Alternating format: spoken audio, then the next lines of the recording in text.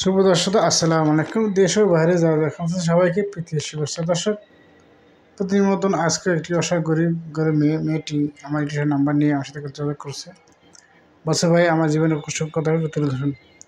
আমার নাম পিয়া, আমার দেশের বাড়ি শরীয়তপুর। আমার আব্বা আম্মা নাই, ছোটো মারা গেছে। তো আমি দাদির কাছে মানুষ হয়েছি। বড় হওয়ার পরে আস্তে বড় হয়েছি, বড় পর দাদি আমাকে কষ্ট করে আমাকে বিয়ে দেয়। বিয়ে দেওয়ার পর দাদি মারা যায়। তো দাদি মারা যাওয়ার পরেই আর কয়েক বছর পরেই আমার স্বামীও মারা যায়। আমার একটি বাচ্চা আছে, মেয়ে বাচ্চার বয়স মাত্র 7-8 বছর বয়স। আমার বয়স এখন 29-30 বছর চলতেছে।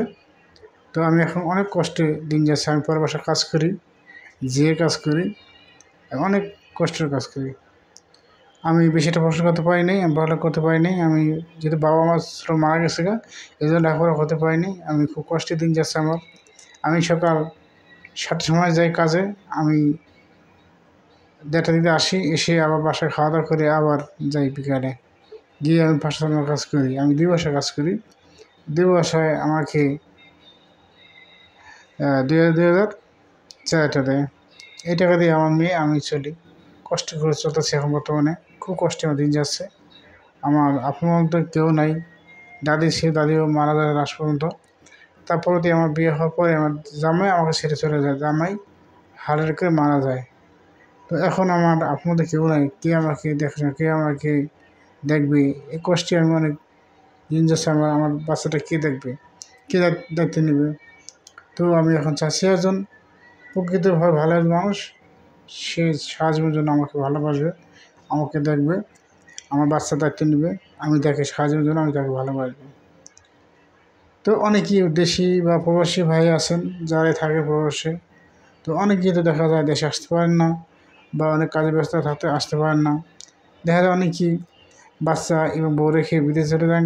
দেখা যায় স্ত্রী আরেকজনের সাথে প্রেম করে পরকীয়া করে বাচ্চা রেখে চলে যায়। যদি ওই রকম একজন ভালো মানুষ হন বা আমাকে দেখে শুনে আমার সাথে কথা বলে যদি আমাকে পছন্দ হয়, আমার নাম্বার দেওয়া থাকবে, সেই নাম্বারে যোগাযোগ করবেন। যদি ভালো মানুষ হন, তা আমার যদি বিয়ে করছেন পছন্দ হয়, তাহলে আমার সাথে কথা বলবেন। আমি বিয়ে রাজি আছি ভাই। আমার বাচ্চাটা যদি দায়িত্ব নেন, সারাজনের জন্য আমিও দায়িত্ব নেন, এতে আমি না করবো না। আমি চাই একজন ভালো মানুষ। আমি ভাই 5 নামাজ পড়ি, রোজা রাখি, আল্লাহ করি, চলতেছি চলি। আমি নামাজ দোয়া করি, আল্লাহ আমার কপালে একজন ভালো মানুষ জুটাই দেন। আমি চাই আমার ভালো মানুষ যে 5 নামাজ পড়ে। এবং যদি বলেন যে না ভাই আমার বাচ্চা দেখভাল করবেন, ঠিক আছে, আমি বাচ্চা দেখবো, আমার একটা বাচ্চা আছে, আপনারা 1-2টা বাচ্চা থাকবে, যদি থাকে তাহলে আমাকে মাসে মাসে কিছু টাকা পয়সা পাঠাবেন। আপনি আপনার বাচ্চা আমার বাচ্চা মিলে দিলে আমরা থাকবো। আমি আমার বাচ্চাকে দেখবো, আপনার বাচ্চা আমার বাচ্চাকে দেখবো, রাখবো। আপনার বাচ্চা আমি আমার নিজের বাচ্চার মন্তব্য আমি লালন পালন করবো। হ্যাঁ, কোনোদিন আমি কষ্ট দেবো না। যেহেতু আমার স্বামী নেই, আমার একটা বাচ্চা আছে, মেয়ে বাচ্চা। এরকম যদি আপনার হয় ভাই, আমি একসাথে সাহায্য থাকবো। আমি কোনো সময় আপনাদেরকে কষ্ট দেবো না, বাচ্চাদের কষ্ট দেবো না। শুধু আমাকে মাসে মাসে কিছু টাকা দিলেই চলবে। বাচ্চা সহ 2 বাচ্চা আমি চলতে পারি। আমি ভাই বসে থাকবো, আমি কাজকাম করবো ভাই। আমাকে যদি সেলাই মেশিন কিনে দেন, বাসায় কাজ করবো। আমি যেই বাসায় কাজ করবো না, পরের বাসায় অন্য বাসায় কাজ করবো না। যদি আমাকে একটা মেশিন কিনে দেন, আমি বাসায় কাজ করবো, বাচ্চা দেখবো, লালন পালন করবো, গরু ছাগল পালবো, মুরগি পালবো। আমি পেলে আমি ওদেরকে লালন পালন করবো। এরকম যদি কোনো প্রবাসী ভাই থাকেন, যদি বলেন ভাই আমি বিয়ে রাজি আছি। হ্যাঁ, আমি চাই একজন ভালো 5 ওয়াক্ত নামাজি লোক, যে নাকি সারা জীবনে আমাকে ভালোবাসবে, এবং আমিও স্ত্রী হিসেবে স্বামী প্রতি যতটুকু কর্তব্য যত ভালোবাসা যায়, এবং তা থেকে আমি ভালোবাসবো। আমি কোনদিন আমার স্বামীকে কষ্ট দেবো না, কোনদিন আমি স্বামীকে অবহেলা করবো না। এটা আমার জীবনের একটা প্রতিজ্ঞা। স্বামী যে কত কষ্ট, স্বামী যে কত একটা বটগাছ, কত একটা মহৎ ব্যক্তি, যে যার নাই সে বোঝে স্বামী যে কত একটা ভালো মানুষ। এরকম যদি ভালো একজন স্বামী পাই, আমি কোনোদিন আমি ভুলে যাব না, কোনোদিন আমি ছেড়ে যাবো না। আমি চাই একজন ভালো প্রকৃত ধরনের মানুষ।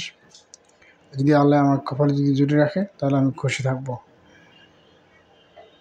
তো দর্শক, আজকে অনেক কথা বলে ফেললাম। যদি কোনো ভুলভ্রান্তি হয়ে থাকে তাহলে আমাকে ক্ষমা করে দিবেন। আমি একজন ভালো মানুষ চাই। আমার সারা জীবন কষ্ট করে আসছি। ছোটরা বাবা মা মারা গেছে, কেউ ছিল না।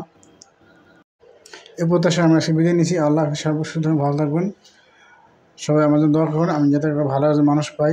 সবার জন্য আমি ভালোবাসি, সবাইকে প্রীতি সুখ রাখি, ভালো রাখতেছি। আল্লাহ হাফেজ। দর্শক সবাই ভালো থাকবেন। আল্লাহ হাফেজ। আসসালামু আলাইকুম ওয়া রাহমাতুল্লাহ।